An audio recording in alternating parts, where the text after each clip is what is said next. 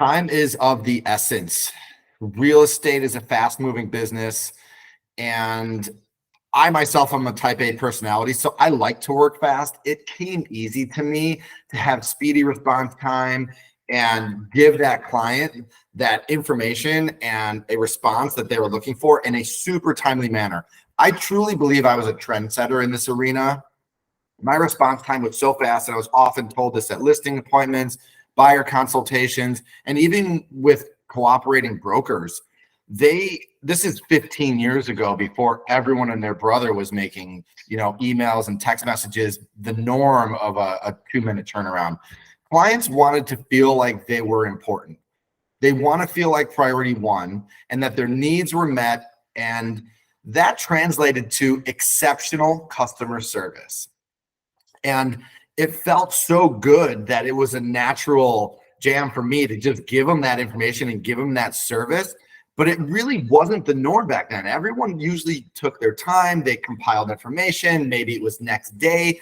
I was so diligent about getting everybody information and so organized that they really felt that they were priority one. And then that continued on throughout the relationship, throughout the real estate transaction. So they were never left worrying, wondering, did I get the bid? Did you submit my bid? I was over communicating. I was giving them so much information that they definitely wanted to know, but didn't know that they necessarily wanted to know. So even when I submitted an offer, your offer has been submitted, I'll let you know when I hear back from the listing broker. If an hour or two went by and I didn't hear from the listing broker, haven't heard back yet, I'll ping them again. Their anxiety levels are very high in transactions. You have to put yourselves in their shoes and give them that information, consistent information in a timely manner. Similarly with advertising, you guys know you're dealing with, you're paying for Zillow leads. You're paying for Google pay-per-click. You're paying for Realtor.com. Any lead that you're paying for, if you don't give them an immediate response time, you know damn well they are clicking another button, and then another broker is going to beat you to that lead. And then what? You paid money for nothing. So you should treat everybody that way. Why would you just treat the leads that way? Back in the day, I had an amazing system set up with Yelp. We're still a super high performing real estate brokerage on Yelp and very well reviewed. I was getting 2 to 3 requests a week for listing appointments. I had to build a system, and I was already out with buyers, sellers. My days were packed. I had to build a system that got sellers information quickly with accurate information. My listing process is published in the training. You can find it on our campus. It has been modernized, but basically it helped me communicate with prospects and give them information quickly. Again, I didn't receive something. If they didn't receive something in a timely manner, they would go somewhere else. And often these people that were requesting a listing presentation or a buyer consultation from me were interviewing multiple brokers. So my speed, my accurate and candid information was so appreciated that it translated again into exceptional customer service. And they definitely felt like their client needs were being met. And that's why they hired me. I heard it time and time again. Matt, we love how candid you are. We love your information, and we love your response time. This is something that has translated, and I can honestly say it has made me who I am today and why I've been so successful.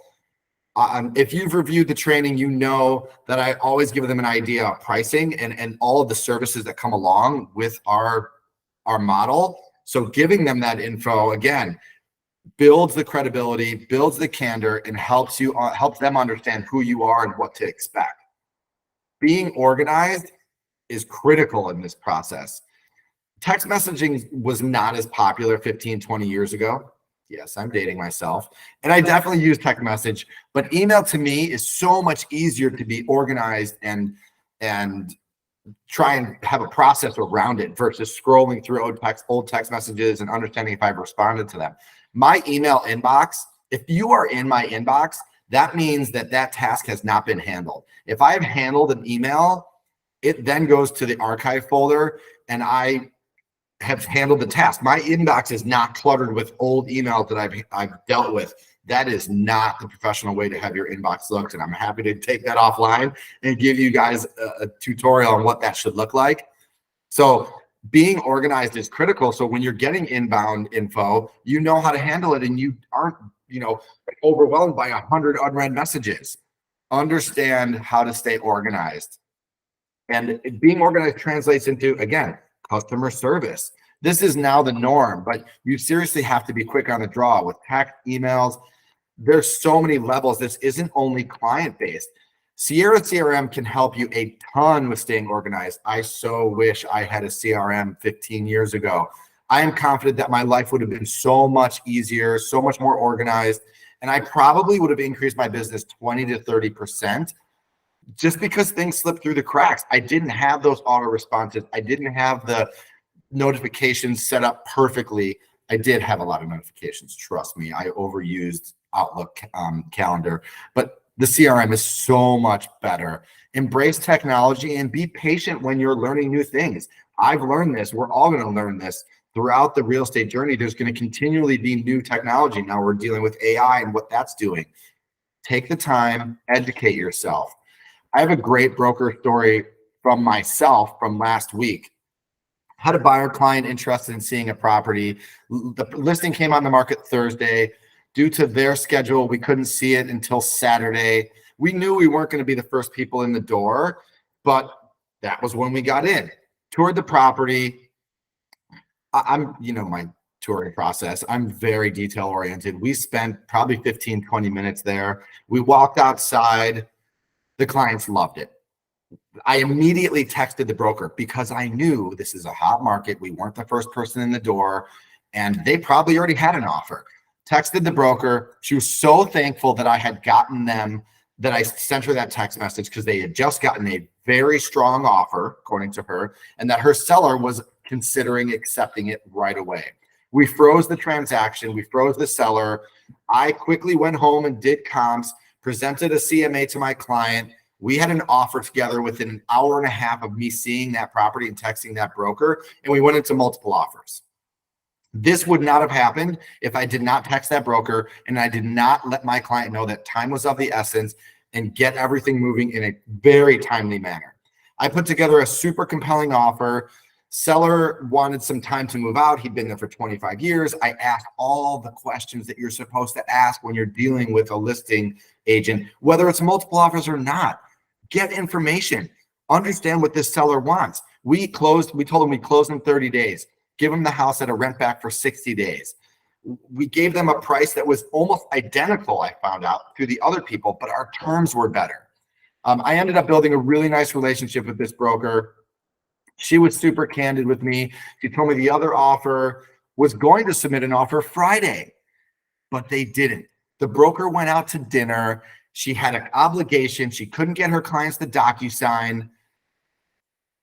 She told me if they would have sent this offer Friday, they would have shut it down and nothing would have happened on Saturday. And we probably wouldn't even have been able to see it. If this had been on the market for 10 days, things would have gone differently, but you have to understand how this process works, how to educate your clients on what time of the essence means, and stay on top of everything. This includes client education and cooperating broker education. So I just heard from a client the other day, a broker in our office the other day, a couple of weeks ago. Her client lost out because she had sent the DocuSign in a timely manner. The client didn't understand that it was super important to execute that contract and get it to the listing broker, and they lost out on a deal. Sometimes the delay isn't always on the broker. It can definitely be on the client not understanding time is of the essence. They have to be educated so that they know that literally hours, minutes can change the whole dynamic of this deal. There have been so many nights, and my wife probably hates me, where I've gone to my computer late night, literally cut out of a dinner to go send a DocuSign. A deal is not done until it is signed, literally. Even if you have a verbal agreement, if someone comes in and overbids or sends something that's, the seller wants to see and can entertain, if it's not signed, it's a done deal. You're out. You're going to have no leg to stand on. Verbal agreements, email agreements don't mean anything. Stay organized. If there is an email in my inbox, like I said, it is an action item. Don't get bogged down by a cluttered inbox. Use the unsubscribe. Make sure junk emails get filtered out. Spend the time versus continually getting that junk email. If you're diligent about keeping track of new emails and responding them with detail, it will increase your conversions. It will build strong customer relationships with clients and prospects alike. Make sure you're ready when, so things don't slip through the cracks. This isn't something that you do only when it's slow. You put these systems in place so when you are out of control busy, that you can manage the process. Consistency applies to organization as much as it applies to marketing in the real estate business. Thank you so much for joining me. I'm pretty passionate about this topic. I love being diligent and time of the essence, kind of process oriented. So, live and die by it. It will help your business. If you guys have any questions, fire away, on topic or off topic. I have a question. Yep. So how do you kind of let somebody know, like in a nice way, that this needs to be done like immediately without being like overbearing? Yeah, and sometimes you don't want to be that broker that pushes them too hard and seems like super salesy, but you have to educate them and say, hey, listen, Leslie, we've seen so many properties and you've liked a few properties. They move off the market really quickly. This is relatable to rentals and, transactional deals. If you don't apply for this property, if you don't apply for this rental or put an offer in on this property, it could potentially be gone within hours or days. So if you're interested, let's put an application in, let's put an offer in. You then give yourself the maneuverability and the time to either bow out of a multiple bid or proceed with the multiple bid. So you're buying yourself some time, really. And you guys know that. Even if you go in and you write an offer for a $400,000 property at list price, and the seller comes back and is like, hey, we're multiple offers, it just gets you in the game. So don't make it seem like you're putting them in a position where they have to do something, but let them know that, hey, if you want to be involved, write an offer. You can also, email the listing broker and let them know, hey, my client's super interested in this property. Can you let me know if you get an offer? And then you can go back to your client and be like, hey, because I knew you were interested, I reached out to the broker. They do have multiple offers. Are you interested in getting in the game? So that's a good way to not be super salesy and just give them information. Okay. Thank you. Sure. I would like the organizational tutorial for the email. I feel shamed. I would like to be as organized as you are. That is one very, I'm a little behind on that one. It's so important. I've had all of the associates I've worked with, I look at their inbox and I'm like, no, not acceptable. And I'm happy to talk to you about that. What that means is anything in your inbox, no joke, is an action item. Otherwise, it needs to be deleted, archived. You can search your email. Technology is easy. Do not delete it in Gmail, archive it, and then you will have searchable information for the duration of the Gmail platform, which is infinite, I'm sure. So we've set you guys up with these tools and all this technology, so use it.